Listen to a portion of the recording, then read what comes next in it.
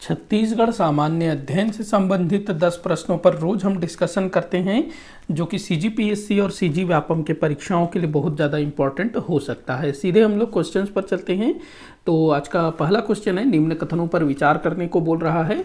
मेरे साथ आप लोग भी आंसर देने की कोशिश करिएगा। बात करते हैं पहले कथन की। बाहरसाय ने राजधानी छुरी कोस गई स्थानांतरित किया था। तो ये जो जितने भी कथन है ना, ये सब कलचुरी वंश के विषय में है। तो बाहरसाय जो कि कलचुरी वंश का एक शासक था, तो उसने जो है राजधानी छुरी कोस गई स्थानांतरित किया, ये बोल रहा है पहला कथन, जो कि बिल्कुल सही है। अगला दिया है, कल्याणसाय ने प्रभावशाली जमाबंदी प्रणाली की शुरुआत की थी। कल्याणसाय जो कि बाहरसाय के बाद कलचुरी शासक बना, तो इसने जो है जमाबंदी प्रणाली की शुरुआत की इस कथन के अनुसार, तो ये भी बिल्कुल सही है। और इसी जमाबंदी प्रणाली के आधार पर कल्याणसाय ने संपूर्ण छत्तीसगढ़ को 36 गढ़ों में विभाजित किया। 36 गढ़ों में 18 गढ़ों में, और इन 36 गढ़ों का जो विभाजन है वो शिवनाथ नदी करती थी। तो ये कथन बिल्कुल सही है। अगला दिया है, तख्त सिंह ने तखतपुर नामक नगर बसाया, ये भी सही है। तो यहाँ तीनों कथन सत्य होंगे। तो आपका आंसर हो जाएगा उपरोक्त सभी कथन सही है। अगले क्वेश्चन को देखते हैं, निम्न में से कौन एक श्रमिक नेता थे। तो भाई कौन एक श्रमिक नेता थे? अगर हम ठाकुर प्यारेलाल सिंह की बात करें तो मजदूर आंदोलन के ये प्रणेता माने जाते हैं। छत्तीसगढ़ में मजदूर आंदोलन के प्रणेता इन्होंने जो है राजनांदगांव में जो बीएनसी मिल था ना, BNC Bengal Nagpur cotton mill, तो यहाँ के मजदूरों को अपने अधिकारों के लिए लड़ने के लिए प्रेरित किया, हड़ताल करने के लिए प्रेरित किया। डॉक्टर खूबचंद बघेल ये भी जो है गरीबों, किसानों, मजदूरों के लिए सदा संघर्ष करते रहे हैं। वामनराव लाखे सहकारिता के क्षेत्र में इन्होंने काफ़ी महत्वपूर्ण योगदान दिया है। उसके बाद जो शंकर गुहा नियोगी हैं, जो कि छत्तीसगढ़ राज्य निर्माण आंदोलन में सक्रिय रहे, ये एक मजदूर नेता थे। ध्यान रखेंगे, ये एक मजदूर नेता थे कायदे से। बाकी ये तो भाई वकील थे, ये डॉक्टर थे, ये कुछ और थे, समाज सेवक वगैरह। तो कायदे से जो है ये एक श्रमिक नेता थे, मजदूर नेता थे, शंकर गुहा नियोगी। और ये जो है मजदूरों के हक के लिए अपने जीवन के अंतिम समय तक लड़ते रहे, और इनकी हत्या की गई थी क्योंकि ये जो है बड़े बड़े उद्योगपतियों के विरुद्ध मजदूरों को एकजुट कर रहे थे, जो कि उद्योगपतियों के लिए, रईसों के लिए एक तरह से देखा जाए तो घाटा था, क्योंकि वो मजदूरों का शोषण कर रहे थे और शंकर गुहा नियोगी जो है मजदूरों को संगठित कर रहे थे, तो इनकी हत्या हुई थी। तो ये चीज़ भी आप ध्यान में रखेंगे। बढ़ते हैं अगले क्वेश्चन की तरफ। तो अगला क्वेश्चन है भाई, रतनपुर के कवि गोपाल मिश्र के पुत्र माखन मिश्र किस शासक के दरबार में थे। तो आपको बताना है, माखन मिश्र जो गोपाल मिश्र के बेटे हैं, ये किसके दरबार में रहा करते थे। तो ये जो हैं रायपुर शाखा के अमर सिंह के दरबार में रहा करते थे। ये रायपुर शाखा के शासक थे। ध्यान रखना, कलचुरी जो है हमारे छत्तीसगढ़ में 2 शाखाओं में शासन करते थे, एक तो रतनपुर, दूसरा रायपुर। जो कवि गोपाल मिश्र थे ना, वो रतनपुर के कवि थे। ध्यान रखना, रतनपुर के कवि थे, राज सिंह के दरबारी थे। लेकिन जो माखन मिश्र थे वो अमर सिंह के यहाँ दरबारी कवि के रूप में पदस्थ थे। तो ध्यान रखिए इस चीज़ को, अमर सिंह। अगला क्वेश्चन है, बाबू रेवाराम की कौन सी रचनाएं संस्कृत में है। तो बाबू रेवाराम जो कि काफ़ी बड़े रचनाकार हैं, इन्होंने हिंदी में, संस्कृत में रचनाएं लिखी है। तो इनकी जो सार रामायण दीपिका, ये संस्कृत में लिखी गई है। गीत माधव भी संस्कृत में लिखा गया है। विक्रम विलास ये जो है हिंदी में लिखा गया है। ध्यान रखेंगे, विक्रम विलास काफ़ी फेमस है, काफ़ी बार पूछा भी गया है कि विक्रम विलास के लेखक कौन है। तो ये जो है हिंदी में लिखा गया है, बाकी दोनों जो हैं संस्कृत में लिखा गया है। तो इनकी रचनाओं के बारे में देखिएगा आप लोग अच्छे से। तो भाई संस्कृत में है, तो 1 और 2 इसका उत्तर होगा। अ जो है इसका उत्तर होगा। अगला क्वेश्चन है, निम्न कथनों पर विचार करने को बोल रहा है। पहला कथन दिया है, छत्तीसगढ़ में कलचुरी प्रशासन राजतंत्रात्मक था। बिल्कुल सही है भाई, राजतंत्रात्मक था। प्रजातंत्र तो कभी भी नहीं था इतिहास में, इक्का दुक्का प्राचीन काल में देखने को मिलता है। तो कलचुरी प्रशासन राजतंत्रात्मक था, बिल्कुल सही है। दूसरा दिया है, कलचुरी शासक अत्यधिक निरंकुश थे।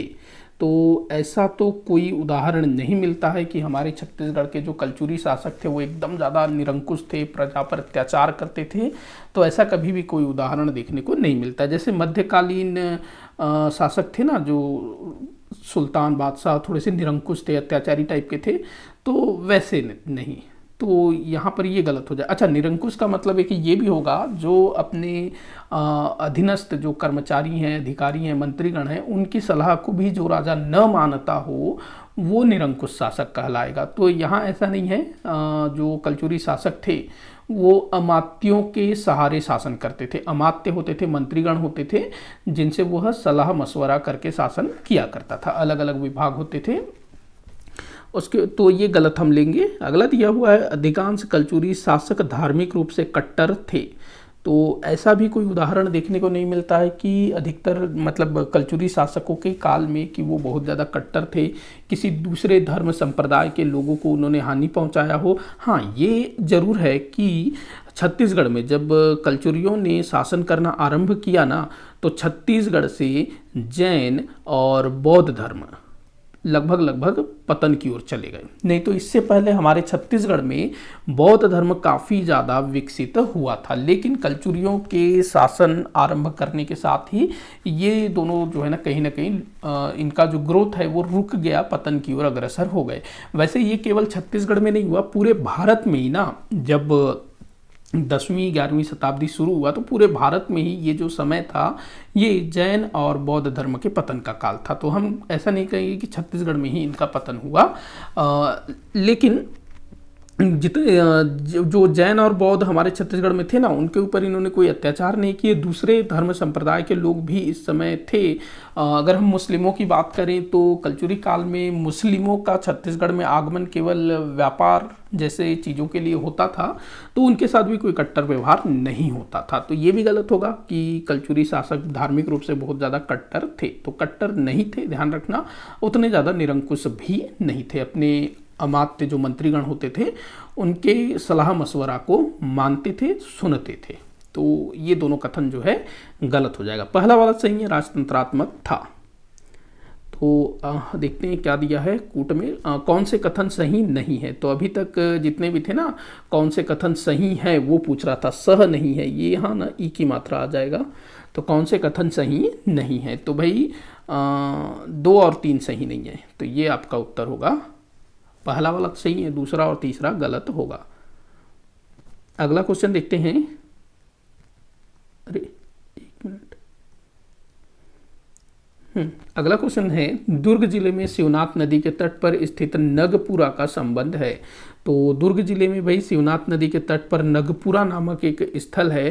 तो यह किस धर्म से संबंधित है, तो जैन धर्म से संबंधित है। यहाँ पर ना 23वें जैन धर्म के तीर्थंकर पार्श्वनाथ जी की जो क्या कहना चाहिए मूर्ति यहाँ से प्राप्त हुई है। पार्श्वनाथ 23वें जैन तीर्थंकर पार्श्वनाथ, तो उनसे ये संबंधित है।